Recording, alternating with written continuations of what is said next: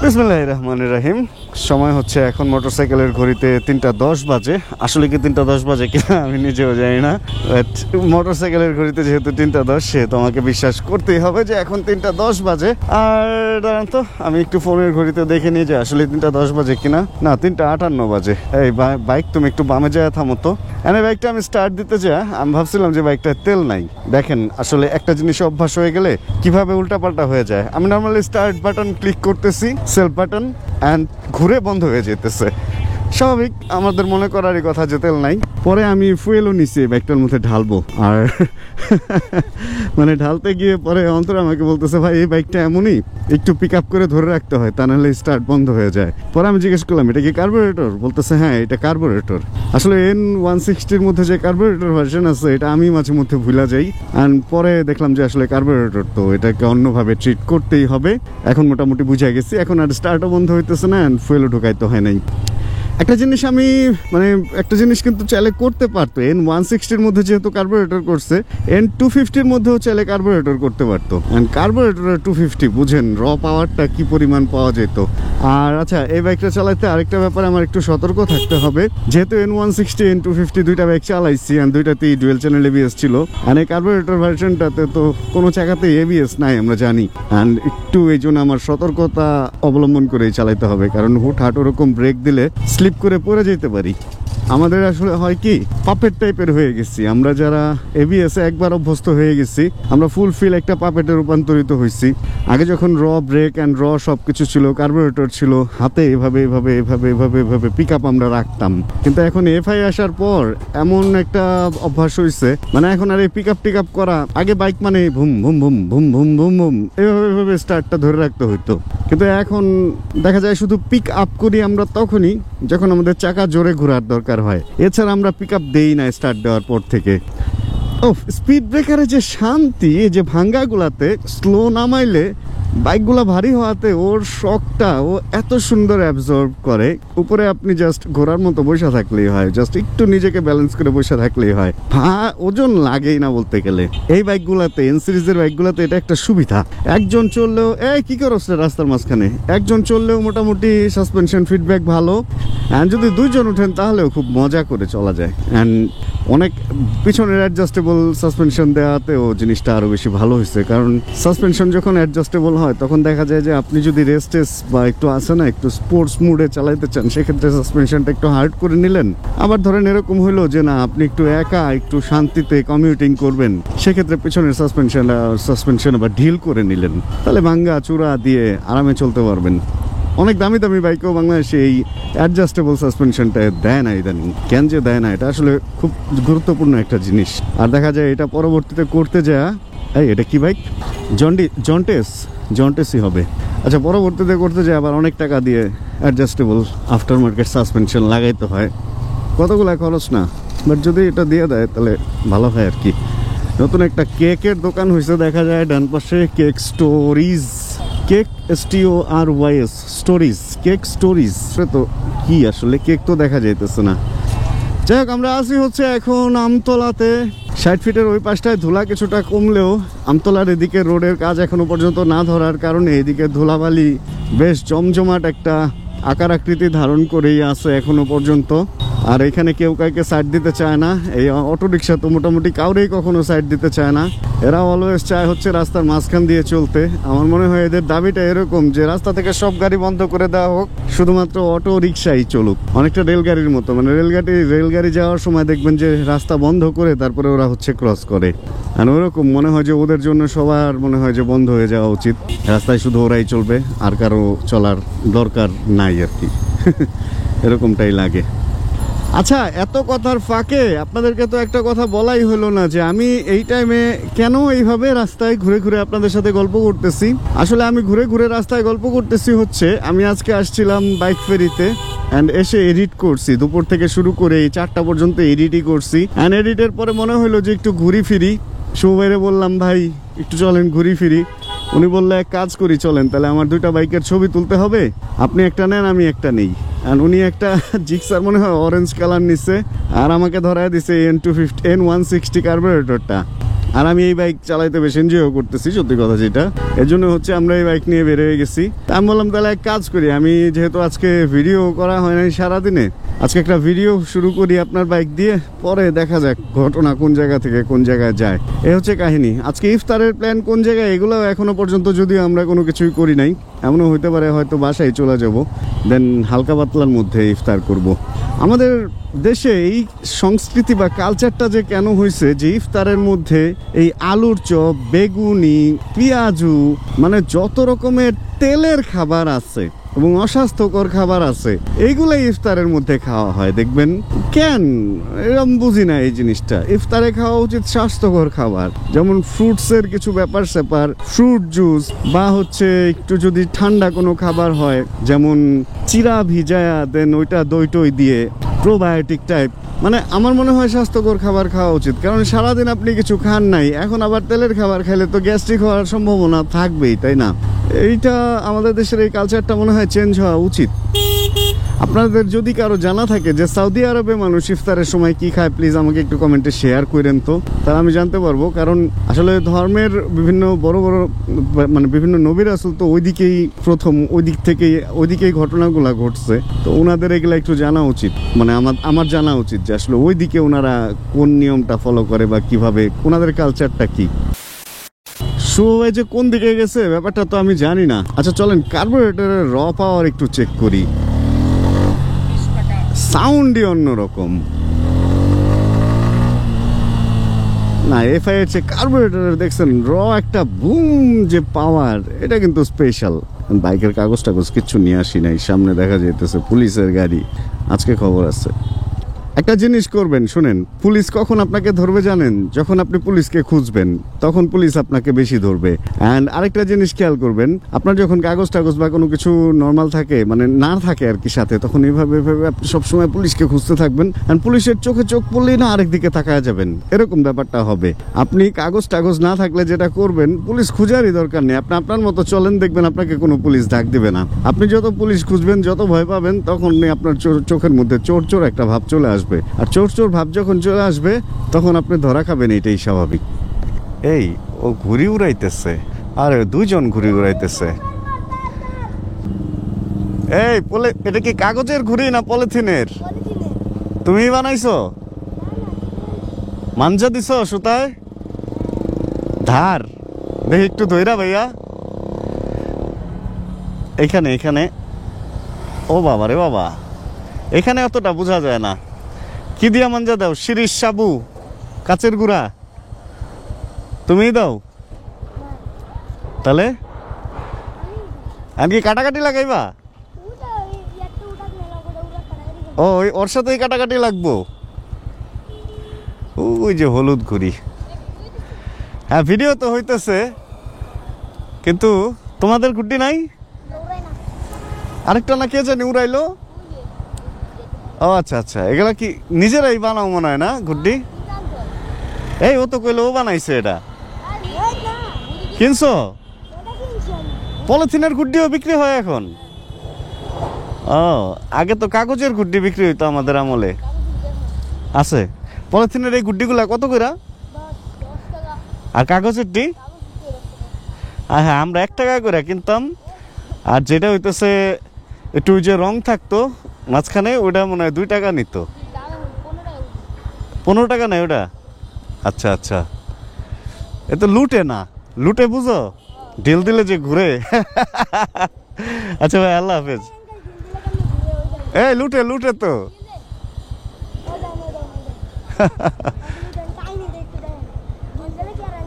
চিলাইছে গুড্ডি দেখার জন্য। আচ্ছা ভাই, আল্লাহ হাফেজ।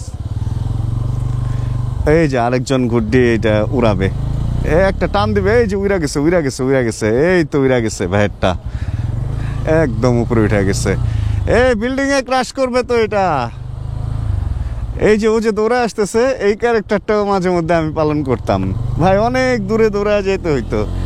গুড্ডি নিয়ে যে কত মজার মজার কাহিনী আছে আমার লাইফে। আচ্ছা আমার ভাইটা গেল কই? সে যে কই দাঁড়াইছে আজকে, এটা তো বুঝতেছি না তো। উনি ওই যে চিপা চাপার ভিতরে ঘোরাঘুরি করতেছে। রোজা রমজানের দিনে চিপা চাপার ভিতর দিয়ে একটা লোক ঘোরাঘুরি করতেছে। এত গাড়ি এইখানে। অবশ্য দিনের বেলা তো এইভাবে আসা হয় না, আর আসলেও আরো পরে আসি। কি কাহিনী এখানে চিপায়। যাক, এই যে বাইকগুলা নিয়ে এসে পড়ছি আমরা। এখন এখানে ছোট্ট একটা ব্রেক হবে, অ্যান্ড ব্রেকের পরে ছবি টবি তোলা হবে, অ্যান্ড দেন দেখি তারান কি হয় এরপরে বলতেছি। চলতেছে হচ্ছে ধুমধারাক্কা শুট এখানে। আর আপনাদেরকে এই যে এই জিনিসটার ব্যাপারে বলি, এটা অনেকে জানেন না কি, এটা হচ্ছে একটা ব্যান্ডে না, এটা পাইপের মতো একটা কাপড়ের জিনিস তৈরি। আমরা যারা বাইক চালাই আমাদের জন্য এটা একটা যুগান্ত সৃষ্টিকারী আবিষ্কার। কারণ এই জিনিসটা হওয়াতে হেলমেট থেকে বেরোয় চুল যখন উল্টাপাল্টা থাকে তখন এটা পরলে চুলটা মোটামুটি সেফ থাকে। শীতের দিনে পরা যায়, ধুলার মধ্যে চুল রক্ষা করা যায়। মানে এটার বহুবিধ ব্যবহার, তাই না? ব্যান্ডেনাটা দেখতেও সুন্দর। হ্যাঁ, এইটা যে আবিষ্কার করছে তার বাইকার কমিউনিটির পক্ষ থেকে একটা স্পেশাল কোনো থ্যাঙ্কস গিফট পাঠানো উচিত। সেই জিনিস। আর এগুলো এখন অনেক উন্নত অনুন্নত বিভিন্ন টাইপের বানানো হয়েছে। 50 টাকা থেকে শুরু করে 100, 200, 300 টাকা পর্যন্ত মনে হয় এই জিনিস পাওয়া যায়। আরেকটা যুগান্তকারী সৃষ্টি হচ্ছে মাঙ্কি ক্যাপ। অবশ্য ওইটা শীতের দিনের জন্য, গরমে প্রবলেম। বাট এই সুতির যেটা, সুতি না ঠিক, এটা মনে হয় 50% সুতি বা কিছু, আর বাকিটা সিনথেটিক টাইপের। এটা একটা যুগান্ত সৃষ্টিকারী আবিষ্কার আমার যেটা মনে হয়। ধরেন এটা আপনার বাইক, আর এটার পাশে এই হেলমেটটা কোনো কারণে আপনি যদি এই হেলমেটটা রাস্তায় এখানে রেখে দেন, ধরেন বাইকটা এখানে, রাস্তার এই নিচে হেলমেটটা এখানে রেখে দেন, মানে বাইকের পাশে রাস্তায় হেলমেট যদি রেখে দেন, এটার মিনিং হচ্ছে কোনো বাইকার যদি বিপদে পড়ে সেক্ষেত্রে হচ্ছে এইভাবে হেলমেট নিচে রেখে দেয় রাস্তার পাশে, হাইওয়েতে কোনো একটা ঝামেলায় পড়লে। অ্যান্ড মানে হচ্ছে নিড হেল্প, সাপোর্ট চাচ্ছে, সে হেল্প চাচ্ছে। এই জিনিসটা যারা জানেন না তাদেরকে একটু জানায় রাখলাম। এইভাবে রাখলে কিন্তু হবে না। বাইক থাকবে রাস্তার পাশে এন্ড হেলমেটটা থাকবে রাস্তায়, বাইকের সামনে পিছে বা কোনো এক জায়গায়। সেই ক্ষেত্রে এটা প্রযোজ্য হবে। আজকে বাইক নিয়ে এসেছিলাম অ্যান্ড বাইকের সাথে রিস্ক মনে করে অল্প একটু ফুয়েলে নিয়ে এসেছিলাম, বাট মনে হয় না আজকে ফুয়েলটা আর লাগবে। আজকে বাইক ভালো সাপোর্ট দিতেছে। দুইটা বাইক নিয়ে বেরিয়েছি, দুইটাই মনে অল্প তেলে ভালো চলে। তো তারপরেও সেফটি সিকিউরিটি শোরুমের বাইক বের করলে একটু ফুয়েল রাখা উচিত, নাহলে ঝামেলা আছে। বন্ধ হয়ে গেলে ভাই বাইক ধাক্কানোর প্যারা যে কি প্যারা, এটা যে না ধাক্কাইছে সে জানবে না। এবার গরম আছে তো, ইঞ্জিন একবারে স্টার্ট আছে, দেখছেন স্টার্ট আছে নরমালি। দাঁড়ান বন্ধ করি। কার্বোরেটর বাইক হোক আর এফআই বাইক হোক, স্টার্ট দেওয়ার নিয়মটা দেখেন। এভাবে চালু করবেন, এটা উঠে দেন নামবে, অথবা অন্য কোনো গ্রাফিক্যালি ব্যাপার স্যাপার থাকবে। এটা হওয়ার পরে গিয়ে এফআই বাইকে জাস্ট এটা টিপ দিলেই হয়। আর কিছু কিছু আছে ক্লাস ধরে টিপ দেওয়া লাগে। অ্যান্ড এইগুলা যেগুলা কার্বোরেটরের ব্যাপার হচ্ছে হালকা অনেক সময় পিক আপ দেওয়া লাগে কিছু বাইকে, যেমন এটাও হালকা পিক আপ দেওয়া লাগে। আমি যদি এমনি দেই হয়ে গেছে যদিও, তবে ঠান্ডা ইঞ্জিনে হইতো না। আরেকবার দেখাই, এভাবে দিয়ে যদি না হয় সেক্ষেত্রে এভাবে পিক আপ মানে সেলফ দিয়ে একটু পিক আপ করলেই স্টার্টটা হয়ে যায়। আর এই ব্যাপারটা হচ্ছে এফআইএ নিজে থেকে করে স্বয়ংক্রিয়ভাবে। ওর মোটরের ট্যাঙ্কের ভিতরে মোটর থাকে, ফুয়েল পাম্প থাকে, ওই পাম্পটা এই কাজটা করে ফেলে। আর যদি নিজে থেকে না হয়, মানে না হয় এফআই বাইক না হয়, কার্বোরেটরে ঠান্ডা ইঞ্জিনে একটু হালকা পিক আপ করবেন। অথবা চক নামে একটা বাটন থাকে, এই যে এখানে আছে এটার চক, এক একটার এক এক জায়গায় থাকে। কিছু বাইকের থাকে হ্যান্ডেলের উপরে, মামা কই থামলেন। কিছু বাইকের থাকে এই সিটের নিচে, এইদিকে ট্যাঙ্কের পাশে, কার্বোরেটরের পাশে আর কি, সরি ট্যাঙ্কের পাশে তো না, কার্বোরেটরের পাশে। আর যে বাইকের যেখানে চোখ থাকে ওটা যদি টান দিয়ে স্টার্ট করেন, সেক্ষেত্রে ওই যে প্রথমে একটু তেল বেশি যাবে, আর 1 মিনিট চোখ স্টার্ট দেওয়ার পরে চোখটা আবার নামায় দিলেই হয়। তবে আমাদের দেশে বেশিরভাগ, আমাদের দেশে এই জিনিসটা আমরা এই ভুলটা রেগুলারই করি, মানে অনেকেই করি, আমি নিজেও করছি। আমরা শুরু থেকেই না চোখ টান দিয়ে স্টার্ট দেই না, আমরা এই যে পিক আপ করে মানে একটু থ্রটল করে স্টার্ট দেই কার্বোরেটর বাইকগুলা। এই করতে করতে চোখের তার বা চোখ নষ্ট হয়ে যায়, জ্যাম হয়ে যায়। পরবর্তীতে কি হয়, চোখ দিলে বরং বাইক আরো বন্ধ হয়ে যায়, চোখ ছাড়াই বাইক ভালো চলে। এটা প্রথম থেকে চোখ আসলে দিয়ে মনে হয় অভ্যাস করা উচিত। আর যদি কোনো কারণে চোখ নষ্ট হয়, ওটা তারটাই নষ্ট হয়ে যায়, ওটা চেঞ্জ করে নেওয়া ভালো। আর যদি মনে করেন না এত ঝামেলায় যাবেন না, তাহলে এই যে ম্যানুয়াল আমরা যেটা করে অভ্যস্ত ছোটবেলা থেকে, হালকা একটু পিক আপে রেখে দেন স্টার্ট দেই। এই হলো অবস্থা। কত দিক থেকে কত গাড়ি আসতেছে দেখছেন এই জায়গাটায়। এই একটা জায়গা রে ভাই, সেই রিস্কি একটা জায়গা। এখানে সবাই স্লো ঢুকবেন, এখানে ফাস্ট ঢুকলে অ্যাক্সিডেন্ট হওয়ার চান্স মোটামুটি 60%-এর উপরে থাকবে, কারণ সব দিক থেকে এই গাড়ি ঢুকে। আর শুরু হয়ে গেছে বাইকের বহরের সেই ব্যাপার স্যাপার। ইফতারের টাইম যত কাছে আসবে তত এই বাইকের বহর, মানে এই বিভিন্ন দিক থেকে বাইক নিয়ে যারা বিভিন্ন দিকে কাজ কর্মক্ষেত্রে বেরিয়েছিল, তারা হলো এখন ধীরে ধীরে যার যার মতো করে ফিরতেছে। তার মধ্যে আমিও একজন। আমিও তো একটু কাজ শেষ করেই ফিরতেছি, যে একটা ব্লগ রেকর্ড করতেছি, এটাও তো একটা কাজই আমার। ও সেই, ও মামা আপনিও আরো সেই কিন্তু করছেন মামা। কি একটা ও সেই মানে এই রাস্তায় ও ধরু ওনাদের তো আসার রাস্তায় ওইটা অবস্থাটা দেখেন আমি ভাবছি ওনারা সবাই উল্টা আসতেছে এই রাস্তা দিয়ে উল্টা আসলে না সমস্যা ওই রাস্তা দিয়ে তো আসবেই ওরা ওদের মতো আরে ভাই ভুল খুঁজতে খুঁজতে মানুষের সুদ ধরে ভুল বলা শুরু করে দিচ্ছি এই জন্যই বলে যে ব্লগাররা ছোট জিনিসটা এত বড় করে দেখায় ওর চাক্ষুষ প্রমাণ হচ্ছে আমি কি করতে যায় কি করে ফেলছি সোজা যারা আসতেছে তাদেরকে বাঁকা বলছি আর এই যে একটা গাড়ি হচ্ছে অ্যাকোয়া রাস্তার মধ্যে বাইকের ফিল গাড়ির ভিতরে মানে এই গাড়িটা অল্প তেলে এত সুন্দর মাইলেজ দিবে আপনাকে আমি শুনছি 17, 18, 19 মানে 20 পর্যন্ত এটার মাইলেজ নাকি দেয় মানে পার লিটারে চিন্তা করছেন চিন্তা করা যায় তবে একটা গাড়ি সিএইচআর এর মতো মাথাটা সুন্দর উঁচাই পেছনের দিকটা কিরকম যেন একটু নিচু করে ফেলছে এটা একটু ব্যাপারটা এই জন্য আমি কিনি নাই আমার টার্গেট ছিল অ্যাকোয়া কিনা কিন্তু অ্যাকোয়া না কিনে ভিটস কেন কিনছি জানেন কারণ ভিটসের ভিতরে অনেক জায়গা ভাই একটা এলিয়ন প্রিমিও বা একটা এক্সিওর ভিতরে যেমন অনেক জায়গা ভিটস গাড়িটারে দেখতে একটু ছোট্ট ডিমের মতো লাগে কিন্তু ভাই ভিতরে মারাত্মক জায়গা মারাত্মক এই জন্য ভিটস কিনছিলাম অ্যান্ড ফুয়েলেও হাইব্রিড না হয়েও 14-15 পর্যন্ত মাইলেজ দেয় আমার ভিটস যখন চিটাগাং থেকে আসছি চিটাগাং এবং ঢাকায় মিলা 14.5 পর্যন্ত আমি হিসাব করে দেখছি মাইলেজ পাইছি চিন্তা করা যায় আর এবারও অবশ্য ট্যাঙ্ক ফুল করছিলাম তারপরে আমি শহরেই চালাইতেছি তবে এবারের ট্যাঙ্ক আমার 2 মাস মনে হয় যাবে এই ট্যাঙ্কে এবার আবার কিছু তেল ওয়েস্ট হবে এটাও সত্যি তারপরে এবারে মাইলেজটাও শেয়ার করবো না আপনাদের সাথে যে শহরে প্লাস এত দিন ধরে এক ট্যাঙ্ক তেল শেষ করে আমারটার মাইলেজ কিরকম কি পাইলো ইনশাআল্লাহ শেয়ার করবো যদি সুস্থ সবল থাকি আর কি আর শুরু হয়ে গেছে দেখেন এদিকে জ্যাম জট হায় হায় ধুলা বালি বাজে অবস্থা ভুল হয়েছে রে ভাই আর একটু আগে ব্যাক করা উচিত ছিল এবার ব্যাক করতে খুব কষ্ট হবে এই ইসের মধ্যে জ্যাম ট্যামের মধ্যে এখন ভিডিও আবার যখন শুরু করলাম তখন সময় হচ্ছে 11:47 আর এর মাঝখানে লাস্ট ভিডিও নেওয়ার পরে হচ্ছে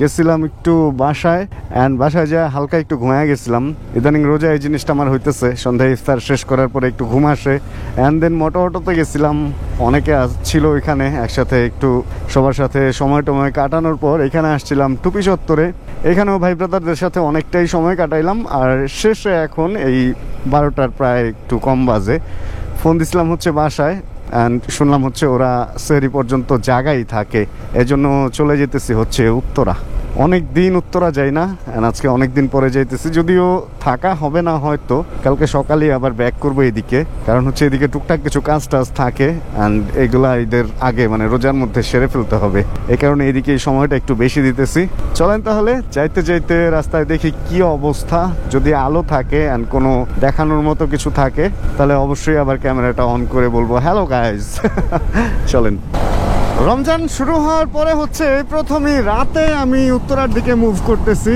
আর রাতে রাস্তায় যেটা বুঝতেছি ভিড়ভাড়টা মোটামুটি ভালোই কম অ্যান্ড থমথমে একটা ব্যাপার আছে কিরকম যেন মানে সবকিছু নীরব বা এই টাইপের একটা ফিল রাস্তায় পুরোপুরি পাওয়া যেতেছে আর বনানী পার হওয়ার পর অনেক ঠান্ডাও লাগতেছে ভালো হয়েছে আমি একটা ডুয়েল পার্ট উইন্ড ব্রেকার পরে নিচ্ছি এই কারণে ঠান্ডাটা মোটামুটি কন্ট্রোলে বাট পায়ে এবং হাতে ঠান্ডাটা মোটামুটি ভালোই বোঝা যেতেছে এদিকে ঠান্ডা এখনো পর্যন্ত স্টিল ইয়াং অ্যান্ড রাস্তা এরকমই মানে আলো আলো ছায়া ছায়া অ্যান্ড গাড়ি ঘোড়া ধীরে ধীরে চলতেছে একটা রিদম রেখে রাইড এনজয় করতেছি বাট থমথমে ব্যাপারটা একটু ভয়ঙ্কর কিছুটা ও ওয়াও এখানে তো একটা পুলিশের টহল গাড়ি দিছে দেখা যায় 4 নম্বর সেক্টরে ঢুকতে না ঢুকতেই একটা ভালো জিনিস দেখলাম আর আরেকটা ব্যাপার হচ্ছে এই রোডের লাইটগুলার আলো আগের চেয়ে ভালো হইলো এই রাস্তার মাঝখানের এই গর্তগুলা মানে রাস্তা উঁচা হয়েছে আর ড্রেন নিচু হয়ে গেছে আমি তো এতদিন ভাবছিলাম যে উত্তরের রাস্তা উঁচু হয় না আগের সমানই থাকে আর এখানে তো ড্রেন অনেক নিচু হয়ে গেছে এটা তো রাতে রিস্ক দেখেন না অবস্থা আই হায় আমি এর আগে একদিন আমার মা যখন হসপিটালে তখন আমার ভাগিনাকে নিয়ে আসতেছিলাম এরকম হঠাৎ সামনে পড়ছে পরে ব্রেক করে সাইড করছি যখন আমার ভাগিনা একটু ভয়ই পেয়ে গেছিল কারণ ও রেগুলার বাইকে উঠে না তো আর আমি নিজেও ভয় পেয়ে গেছিলাম আর আজকেও তো মানে হঠাৎ করে এগুলার সামনে পড়লে ব্যালেন্স হারানোর ভয় থাকবে একটু সাবধান 4 নম্বরে যারা এদিক দিয়ে এই রোডটায় চলাফেরা করেন এই রোডটার নামটা আমার মনে পড়তেছে না এখন যাই হোক যেটা কসাইবাড়ির দিকে ঢুকছে র্যাব 1-এর পাশ দিয়ে চলেন দেখি কসাইবাড়ির কি অবস্থা এদিকে রেলগেটের মধ্যে তো টুকটাক জামা কাপড়ের দোকান এখনো পর্যন্ত কিছু খোলা টোলা লাগতেছে এতদিন পরে আসছি তারপরও দেখি রেলগেট বন্ধ হয়ে যাচ্ছে এগুলা কিভাবে রাখছে ভাই একটু সামনে দিবেন তাহলে পিছ দিয়ে আচ্ছা পিছনে দিবেন তাহলে আমি ঘুরা যাই ওকে ভাই ধন্যবাদ ও ওয়াও কসাইবাড়ির দুঃখ তো ঘুচা গেছে দেখা যায় পিচ ঢালাই হয়ে গেছে, রাস্তা আগের চেয়ে অনেক উঁচু হয়েছে, সব দোকানপাট নিচু হয়ে গেছে। কসাই বাড়ি ভাই এটা একটা জিনিস। রাত বাজে 12:08 অ্যান্ড এখনো পর্যন্ত দেখেন না ফলের দোকান টোকান সবকিছুই মোটামুটি খোলা আছে। হ্যাঁ, এমনও হইতে পারে যে বিরিয়ানির দোকানও খোলা, 4 স্টার মোল্লা বিরিয়ানি হ্যাঁ খোলা আছে, সেরি পর্যন্ত খোলাই থাকে এগুলা। যাক, চলে আসছি এলাকাতে যেহেতু আর ভিডিও বড় না করি, আজকের ভিডিও থেকে এখানে বিদায় নিয়ে হোপ রাখতেছি। এই ভিডিওটা আপনাদের ভালো লাগছে, ভিডিও যে কোনো কিছু যদি ভালো লাগে প্লিজ একটা লাইক দিয়ে দিন। চ্যানেলে যদি নতুন হন প্লিজ সাবস্ক্রাইব করে আমাদের ফ্যামিলি মেম্বার হয়ে যান। জানাবেন কে কোন জায়গায় বসে ভিডিও দেখছেন, আর যতক্ষণ পরবর্তী ভিডিও নিয়ে আবার আমি না আসতেছি ততক্ষণ ইনশাআল্লাহ আমরা থাকবো ভালো, আমরা থাকবো সুস্থ এবং করতে থাকবো চিল ইনশাআল্লাহ। আগের রাস্তা কত নিচু হয়ে গেছে এই রাস্তার চেয়ে। Chill bro. Check the mic and make sure it sound right, boys.